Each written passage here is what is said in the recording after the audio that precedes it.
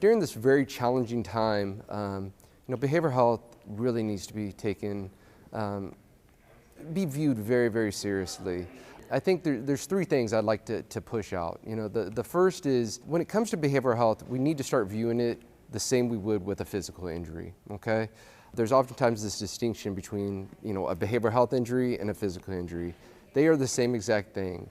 If you sprain your ankle, you're gonna get care for that, right? You're gonna get care for that. The same is with behavioral health. Now the process is gonna be a little bit different, but you need to get care for your behavioral health, especially during times like this.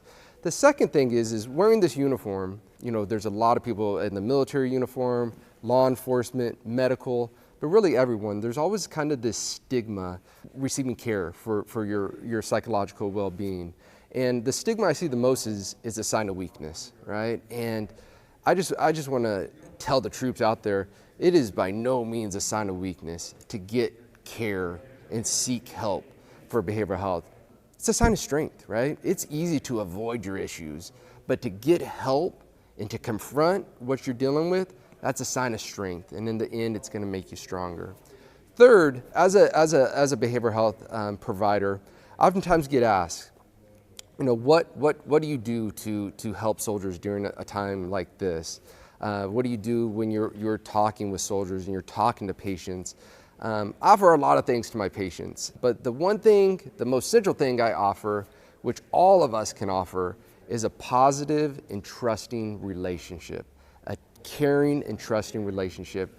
There's this term in psychology called universality, meaning that we all are kind of fellow travelers. And right now during this COVID response, I kind of view it, right? We're all these fellow travelers in this together. And I think the best way that we can support our behavioral health and the behavioral health of others is to create those positive relationships with our loved ones and have that trust and that care and look after one another. So how do you know when a soldier is struggling, right? How does a typical person say, okay, this individual is struggling with behavioral health?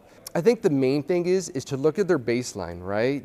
Every soldier, every person has this kind of baseline, and during times of stress, they kind of go off that baseline, right? Kind of shine away from talking to other people, maybe maybe getting a little angry. So the most important thing is to have that relationship with that soldier. Talk to them, because if you're not having that open dialogue, you're not going to know, they're struggling. So I think my main advice is, how do you know if a soldier is struggling? Communicate with them. And that starts from the leadership up, right? Leadership, NCOs, we need to be communicating with our soldiers every single day.